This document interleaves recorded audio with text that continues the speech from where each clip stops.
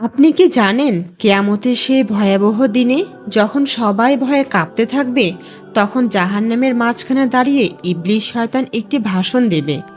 যেই শয়তান সারা জীবন মানুষকে ধোঁকা দিয়েছে, সেদিন সে নিজেই তার সব ভক্তদের সাথে বিশ্বাসঘাতকতা করবে। সে এমন কিছু কথা বলবে যা শুনে জাহান্নামীদের কলিজা ফেটে যাবে। কিন্তু কি সেই কথা, আর কেমনই বা হবে ইবলিসের নিজের শাস্তি? আজকের ভিডিওতে আমরা জানব সেই ঘটনা যা শুনলে আপনার ইমানের খুঁটি নড়ে উঠবে। কেয়ামতের ময়দান। সূর্য সেদিন মাথার খুব কাছে চলে আসবে। গরমে মানুষের মগজ টকবক করে ফুটতে থাকবে। কোটি কোটি মানুষ সেদিন দিক বিদিক ছুটবে একটু আশ্রয়ের আশায়। কিন্তু সেদিন কোনো ছায়া থাকবে না, কোনো আশ্রয় থাকবে না, শুধু থাকবে হাহাকার আর চিৎকার। হঠাৎ করে হাসুরের ময়দানে এক অদ্ভুত নীরবতা নেমে আসবে। সবাই দেখবে এক কোণে দাঁড়িয়ে আছে সে অভিশপ্ত ইবলিশ। কিন্তু আজ তার সে ক্ষমতা নেই, নেই কোনো দম্ভ। আজ সে অপরাধীর কাঠগড়ায়। তার অনুসারীরা যারা দুনিয়াতে তাকে বন্ধু ভেবেছিল, তারা আজ তাকে দেখে রেগে ফেটে পড়বে। তারা চিৎকার করে বলবে, হে ইবলিশ, তুই তো আমাদের এই পথে এনেছিস, তোর কারণেই আজ আমাদের এই দুর্দশা। তখন ইবলিশ শয়তান শান্ত কিন্তু নিষ্ঠুর স্বরে তার অনুসারীদের উদ্দেশ্যে এক ভাষণ দেবে।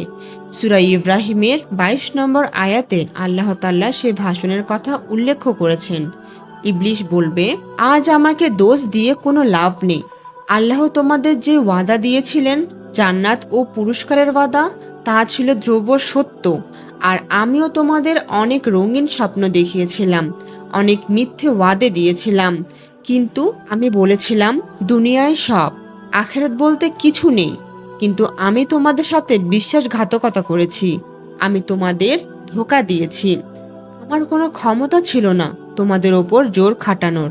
আমি শুধু তোমাদের পাপের পথে ডেকেছিলাম, আর তোমরা লোভে পড়ে আমার ডাকে সাড়া দিয়েছিলে। তাই আজ আর আমাকে দোষ দিয়ে কোনো লাভ নেই। আজ আমি তোমাদের বাঁচাতে পারবো না, আর তোমরাও আমাকে বাঁচাতে পারবে না। ইবলিশের এই কথা শুনে জাহান্নামীদের সব আশা শেষ হয়ে যাবে। তারা বুঝতে পারবে যাকে তারা নেতা মেনেছিল, সে আসলে তাদের সবচেয়ে বড় শত্রু। বিচার শেষ, এবার গন্তব্য জাহান্নাম। জাহান্নামীদের টেনে হিচড়ে আগুনের দিকে নেওয়া হবে। জাহান্নামে প্রবেশ করার সাথে সাথেই শুরু হবে ক্ষুধার যন্ত্রণা। কিন্তু সেখানে খাবার কি? সেখানে আছে জাক্কুম গাছ। কোরআনে বলা হয়েছে এই জাক্কুম গাছের শিকড় জাহান্নামের তলদেশে, আর এর ফল দেখতে শয়তানের মাথার মতো। ক্ষুধার জ্বালায় মানুষ যখন এই কাঁটাযুক্ত ফল মুখে দেবে, তখন তা গলার ভেতর আটকে যাবে। পেটের ভেতর গিয়ে তা ফুটন্ত তেলের মতো টকবক করতে থাকবে। মানুষ যন্ত্রণায় ছটফট করতে থাকবে, কিন্তু মৃত্যু আসবে না।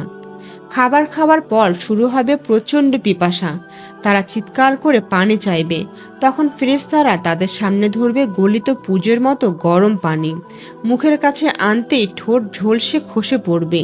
পেটে যাওয়ার সাথে সাথেই নাড়ি ভুঁড়ি গলে বের হয়ে যাবে। তাদের পরানো হবে আগুনের পোশাক। আগুনের শিকল দিয়ে তাদের হাত পা বেঁধে রাখা হবে। যতবার তাদের চামড়া পুড়ে শেষ হয়ে যাবে, ততবার আল্লাহ তাআলা নতুন চামড়া সৃষ্টি করে দেবেন, যাতে তারা নতুন করে আবার শাস্তি ভোগ করতে পারে। শুধুই আগুন নয়, জাহান্নামের অন্ধকারের গুহা থেকে বেরিয়ে আসবে বিশাল বড় সাপ আর বিচ্ছুর দল। এক একটা সাপ এত বিশাল যে একবার দংশন করলে তার বিষের জ্বালা ৪০ বছর পর্যন্ত থাকবে।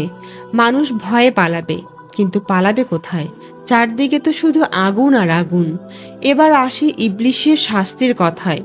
ইবলিশ ভেবেছিল সে হয়তো বেঁচে যাবে, কিন্তু না, তার জন্য রয়েছে জাহান্নামের সবচেয়ে নিকৃষ্ট জায়গা। তাকে এমন এক গভীর গর্তে ফেলে দেয়া হবে যেখানে সে একা থাকবে। তাকে আগুনের সিন্ধুকে ভরা হবে, তারপর সেই সিন্ধুককে আরেকটি আগুনের সিন্ধুকে, এভাবে ৭টি সিন্ধুকের ভেতর তাকে বন্দি করা হবে।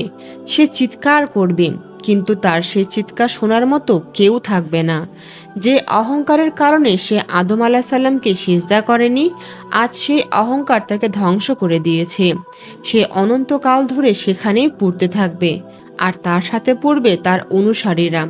জাহান্নামীরা তখন আফসোস করে বলবে, হায় আফসোস, যদি আমরা দুনিয়াতে আল্লাহর কথা শুনতাম, যদি আমরা শয়তানের ধোকায় না পড়তাম। তারা আল্লাহর কাছে ফরিয়াদ করে বলবে, হে প্রভু, আমাদের একবার দুনিয়াতে পাঠাও, আমরা ভালো হয়ে আসব।